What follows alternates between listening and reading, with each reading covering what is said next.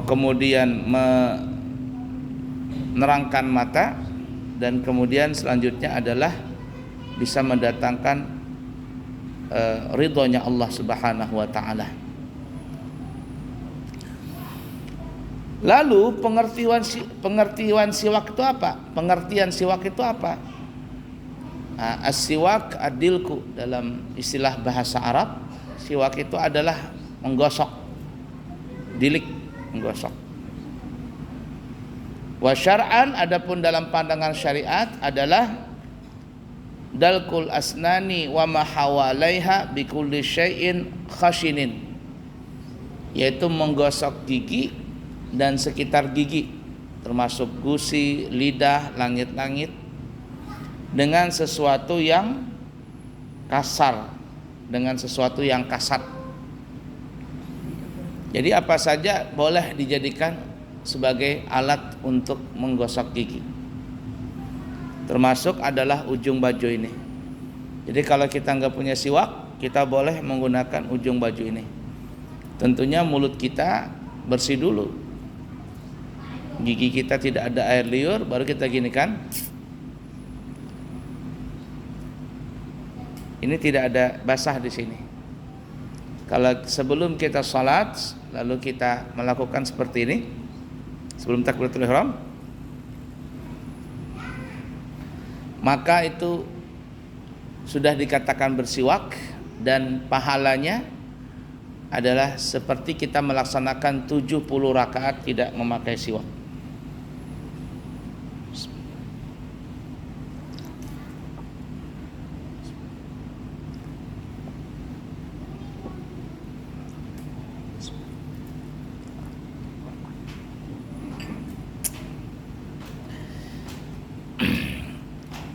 Zaman dulu orang-orang kita, nenek moyang kita itu ada orang bersikat gigi menggunakan sabut kelapa.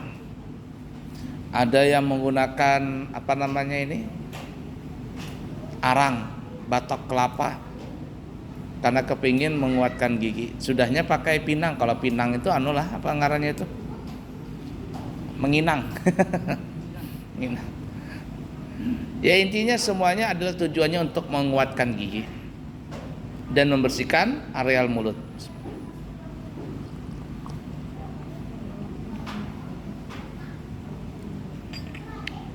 Wah, kemudian kalau kita pergi ke Timur Tengah, kita sampai di masjid-masjid mereka, itu di masjid mereka itu terpampang di papan pengumuman, ada poster bergambarkan satu bergambar rokok dan satunya lagi bergambar siwak, karena rokok dengan siwak itu sepintas mirip-mirip bentuknya, artinya kalau siwak segini juga, rokok ya segini juga.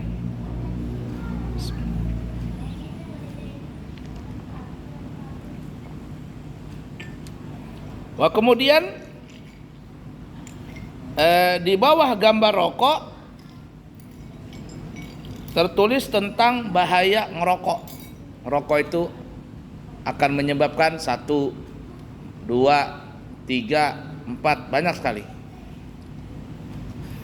Kemudian di bawah gambar siwak itu ada bertuliskan manfaat bersiwak itu adalah 1, 2, 3, 4, dan 5. Sekarang kita berpikir saja, setelah melihat begitu banyak mudarat daripada rokok dan banyaknya manfaat daripada bersiwak, maka kita disuruh berpikir pilih yang mana di antara kedua itu. Nah, itu di Timur Tengah, masjid-masjid di Arab maksud saya, itu banyak seperti itu. Nah, dalam kesempatan ini kita akan menyebutkan beberapa manfaat siwak. Kalau rokok kita tidak sebutkan, karena memang rokok itu hampir banyak mudaratnya daripada manfaatnya. Walaupun manfaatnya ada juga sih. Bagi orang perokok, rokok itu adalah untuk kuat semangat dalam bekerja. Kalau tidak ada rokok, nggak ada gedung-gedung pencakar langit, nggak ada masjid-masjid terbangun, karena rata-rata tukang semuanya pada ngerokok. Ya ala kulli hal, itu salah satu manfaat rokok. Tapi mudaratnya sangat banyak sekali, sangat banyak sekali. Ya, dari kanker, baik kanker yang asli atau kanker kantong kering gara-gara banyak rokok kantongnya kering. Kemudian bisa paru-paru, gagal ginjal, dan bagi laki-laki itu bisa nanti timbul penyakit flu burung. Gara-gara kebanyakan ngerokok bisa kena flu burung. Bukan flu burung, burungnya bapak kena flu, alias impoten.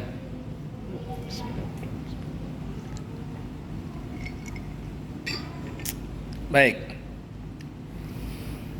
Dan juga orang yang ngerokok itu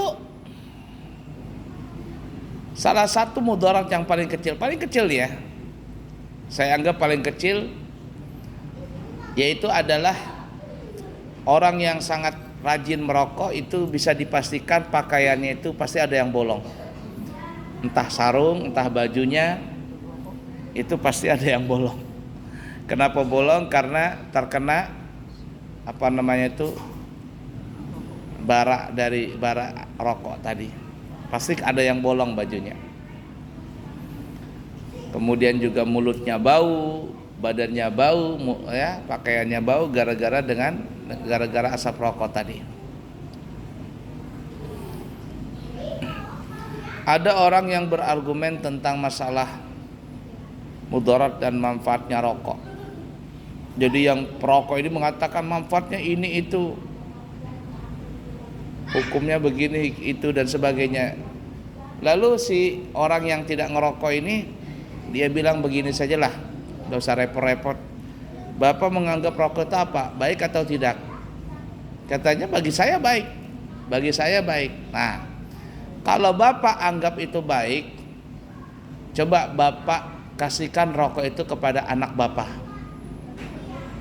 Kira-kira gimana respon bapak? Rokok itu kalau bapak anggap baik, coba rokok itu kasihkan ke anak bapak. Bapak rela nggak seperti itu? Wah, nggak rela katanya. Nah, bapak saja tidak ridha anak bapak ngerokok. Nah, begitu juga berarti rokok itu tidak ada manfaatnya. Dan begitu juga kalau seandainya rokok itu hukumnya boleh bagi orang yang ngerokok, coba sekali-sekali bapak ngerokok di dalam masjid. Makan dalam masjid boleh nggak? Makan dalam masjid boleh, kita berapa kali makan. Minum dalam masjid boleh nggak? Saya minum. Tidur dalam masjid boleh nggak? Tidur dalam masjid boleh. Nih banyak yang tidur waktu pengajian. Nah, kalau rokok itu memang baik, coba ngerokok dalam masjid, kira-kira respon jamaah apa begitu? Pasti ada yang marah. Yang ngerokok pun ngelihat ada orang yang ngerokok dalam masjid pasti marah, apalagi kalau seandainya memang orangnya tidak ngerokok. Oke lah, tidak usah dalam masjid. Waktu ada orang baca maulid, waktu orang pengajian di satu tempat majelis taklim umpama begitu, orang lagi ceramah, kemudian ada yang ngerokok, bagaimana responnya? Tentu orang yang ngelihat pasti akan jengkel dan marah melihat orang ini. Di situ saja menunjukkan bahwa rokok itu tidak baik. Kalau baik pasti tidak ada yang ngelarang. Nah, jadi tidak usah mati-matian untuk mencari sesuatu yang bisa membolehkan rokok tadi.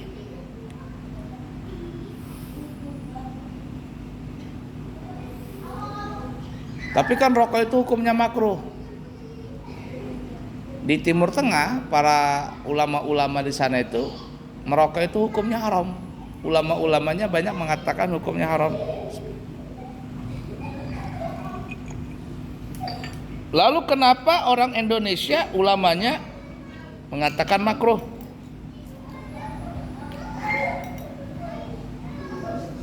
Jawabannya gampang.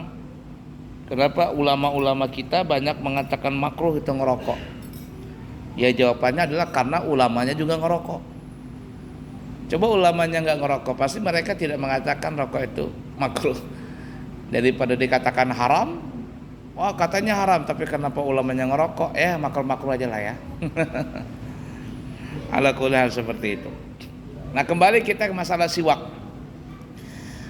Banyak sekali manfaat bersiwak.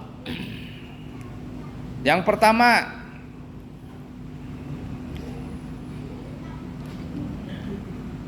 dan ini yang kata ulama paling mulia, paling besar manfaat bersiwak. Apa itu?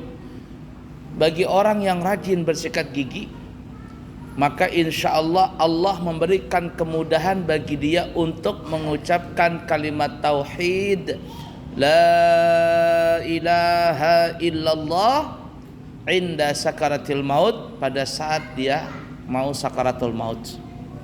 Jadi kalau orang yang rajin bersikat gigi, salah satu manfaatnya, dan ini yang kata ulama paling besar, adalah orang itu pasti bisa mengucapkan la ilaha illallah di akhir hayatnya.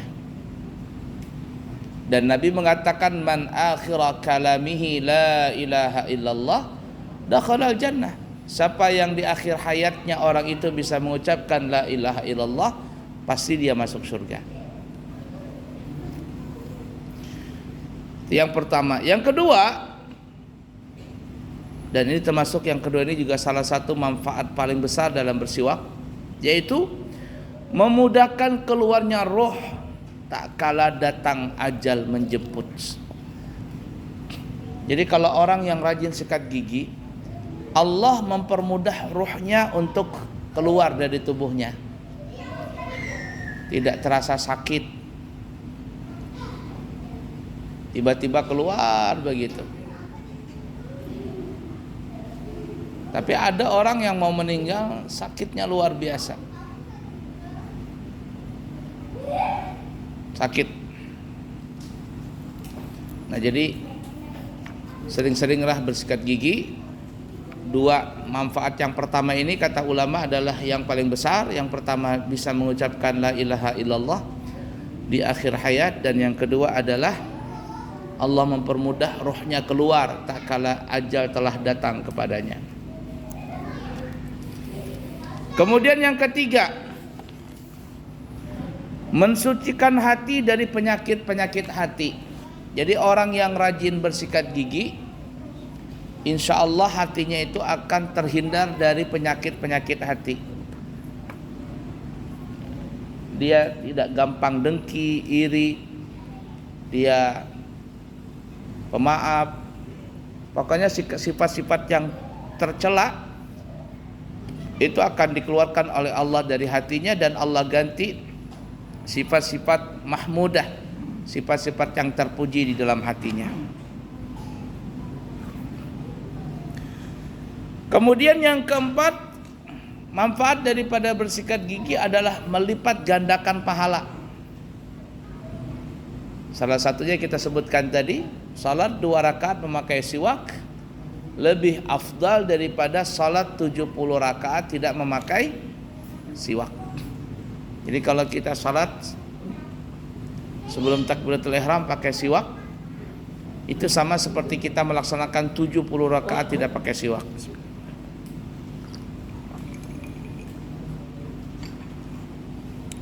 Kemudian yang kelima,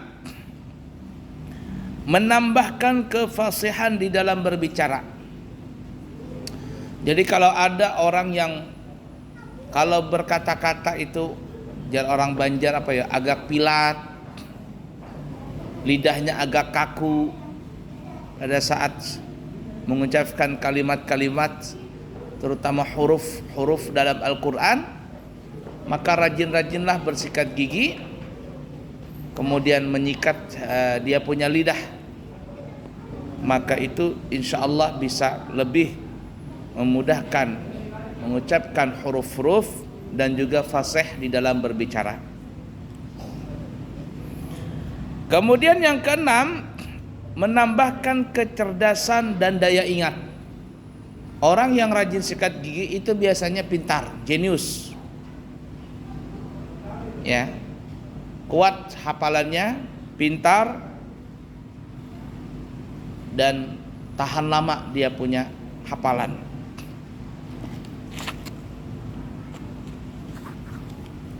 Kayak banyak nyamuknya di sini. Di dalam meja digigitin saya punya tangan. Baiklah ya. Kemudian yang ketujuh, nah ini nih, orang yang rajin sikat gigi, bersiwak, salah satu manfaatnya juga yang nomor 7 adalah melambatkan tumbuhnya uban. Tapi kalau sudah beruban baru siwak, ya sama juga bohong. Artinya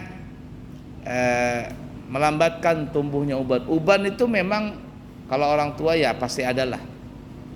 Di umur 40 tahun ke atas itu kan sudah ada uban. Tapi dengan rajin bersikat gigi, uban itu nggak terlalu banyak begitu. Nah,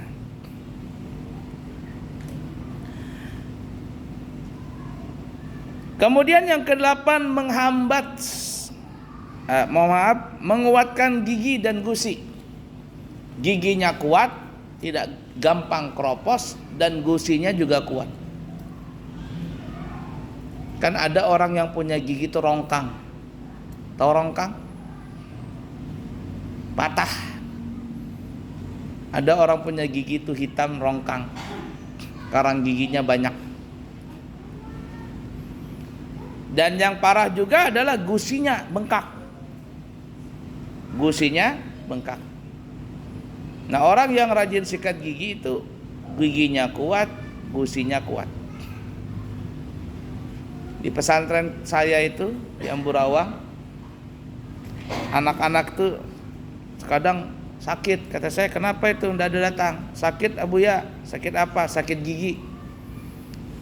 Saya bilang obat sakit gitu cuma satu. Apa itu? Rajin sikat gigi. Rajin sikat gigi.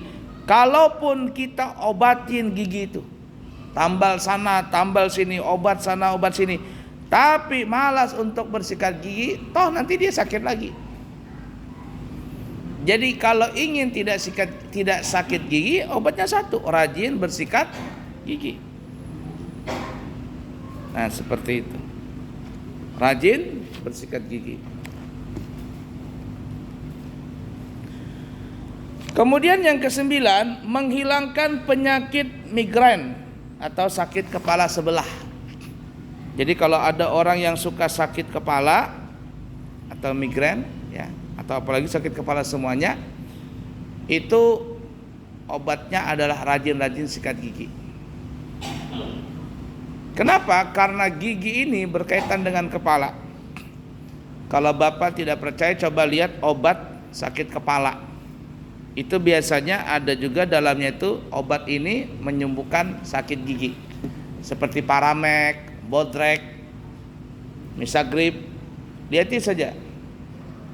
Manfaatnya itu obat tadi adalah salah satunya adalah menghilangkan pusing dan menghilangkan sakit gigi. Kenapa? Karena gigi kita ini berkaitan dengan kepala kita.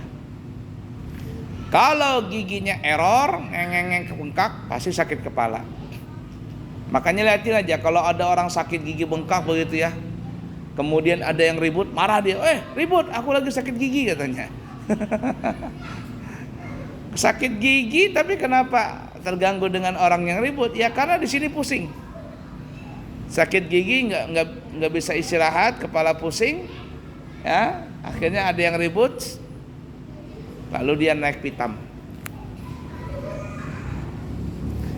Jadi yang ke-9, salah satu manfaat rajin sikat gigi adalah menghilangkan penyakit migran atau sakit kepala sebelah. Kemudian yang ke-10, menguatkan lambung dan usus-usus yang lainnya. Usus kecil, usus besar, itu akan kuat. Karena kalau orang yang kuat giginya, biasanya mengunyah makanan lebih kuat, lebih, jar orang Banjar, lebih linak. Tapi kalau orang yang sakit gigi, Paling-paling sekali dua kali kunyah telan, telan. Kenapa? Karena nggak kuat, giginya nggak kuat. Kalau makanan itu belum, biar orang Banjar, linak, belum linak lagi di mulut, langsung ditelan, belum hancur lagi di mulut, ditelan begitu, maka usus akan memblender penyakit tadi, memblender makanan tadi agak berat, karena belum halus banget. Tapi kalau giginya kuat, kemudian ketika dia makan mengunyahnya cak sudah ibarat kata pantas untuk ditelan, lalu dia telan, maka usus kita dan perut kita itu tidak terlalu berat untuk memproses makanan yang masuk ke dalam perut tadi. Makanya lambung, usus itu akan lebih awet, kuat. Itulah salah satu manfaat orang yang rajin bersikat gigi. Kemudian yang ke-11, mendapatkan ridha Allah Ta'ala. Seperti yang kita sebutkan tadi dalam hadis Imam Nasai, as-siwaku matharatun lil fami mardatun lirabbi. Bersiwak itu adalah manfaatnya mengharumkan mulut dan mendatangkan ridhonya Allah. Kemudian yang ke-12 adalah dibuka pintu surga untuknya. Ini salah manfaatnya ya, dia bersambung. Mati bisa ngucapin la ilaha illallah. Kemudian ruhnya mudah keluar, mendapatkan ridha Allah. Kalau Allah ridha berarti orang itu dimasukkan ke dalam surga. Kemudian yang ke-13, kalau pintu surga dibuka berarti pintu neraka ditutup. Manfaatnya orang yang rajin sikat gigi, tentu pintu neraka ditutup karena dia tidak masuk surga. Karena dia masuk surga maksudnya, berarti dia tidak masuk neraka. Neraka ditutup. Kemudian yang ke-14, akan diberi minum air telaga Al-Kautsar. Telaga Al-Kautsar adalah telaga Nabi kita Muhammad SAW. Nabi kita menyebutkan dalam riwayat itu bahwa semua Nabi dan Rasul mempunyai telaga. Jadi Nabi yang punya umat, mereka akan minum dari telaga nabinya masing-masing. Tapi telaganya Nabi kita Muhammad SAW sangatlah besar sekali. Dari Yaman sampai ke Irak, besar. Gelasnya disebutkan dalam riwayat ka'adadin nujum. Gelas-gelasnya itu seperti bintang, seperti jumlah bintang yang ada di langit. Berapa jumlah bintang yang ada di langit? Banyak sekali. Jadi gelasnya banyak sekali. Jadi kita nanti minum di telaga Al-Kautsar itu enggak berebutan. Luas, dari sisi manapun bisa mengambilnya. Rasanya ahla minal asal, lebih manis daripada madu. Rasanya itu lebih manis daripada madu. Abyadu minal laban, lebih putih daripada susu. Abradu minas salji, lebih dingin daripada salju.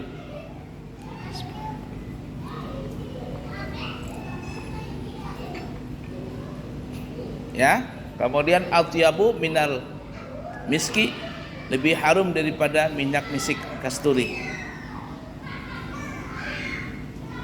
Bagi yang bisa minum, man yashrab lam yadma ba'dahu abada. Kata Nabi, siapa yang minum, maka dia tidak pernah akan kehausan selama-lamanya. Nah, salah satu orang yang bisa mendapatkan minum air telaga Al-Kautsar itu adalah orang yang rajin bersikat gigi. Mudah-mudahan kita semuanya bisa rajin sikat gigi dan insyaallah minum air telaga Al-Kautsar nanti. Amin ya rabbal alamin. Kemudian 15, memberi kesehatan pada tubuh. Jadi efeknya itu tubuh kita jadi sehat kalau kita rajin sikat gigi. Rajin sikat gigi, gigi sehat, gusi kuat, mengunyah makanan enak, kemudian masuk dalam perut, lambung kita, usus kita mudah memblender, dan akhirnya menjadikan badan kita sehat juga. 16. Mengeluarkan seluruh penyakit dari tubuh. Jadi orang yang rajin sikat gigi itu adalah untuk toksin, mengeluarkan penyakit dari tubuh. Kuman-kumannya nggak ada, hilang semuanya. Kemudian yang ke-16, memperbanyak harta. Jadi orang kepingin kaya, atau salah satu faedah daripada orang yang kepingin kaya, mudah membuka pintu rezeki itu adalah orang rajin sikat gigi. Ya, jadi orang yang rajin sikat gigi, insya Allah tuh jar orang Banjar perezekian. Kalau orangnya jorok, tidak mau sikat gigi, maka rezeki pun jauh dari dia. Orang mau makan umpama di tempatnya dia buka warung atau jualan makanan, kemudian ada orang pesan, "Pak, saya pesan Pak." Pas diajak ngomong, yang punya warung ini mulutnya bau. Wah, katanya ini joroknya orang ini, saya nggak mau lagi makan di sini. Akhirnya pelanggannya pada lari. Nah, tapi kalau mulutnya bersih, semuanya baik, makanannya lezat, orang akan datang. Dan orang Balikpapan ini salah satu prinsipnya, yang penting enak. Mahal itu nggak jadi masalah. Kalaupun mahal tapi makanannya enak, pelayanannya baik, pasti didatangi orang. Banyak kalau orang baru pertama kali datang ke Balikpapan belanja makanan, kaget itu, mahal banget katanya. Mahal banget. Nasi kuning pagi bisa sampai 15.000, luar biasa. Ada bubur sampai 20.000, luar biasa mahalnya. Tapi begitulah Balikpapan ya. Nah, para jamaah, itulah salah satu manfaat daripada orang-orang yang rajin bersikat gigi. Insya Allah nanti kami akan berangkat umrah, membawa rombongan tanggal 30 Agustus.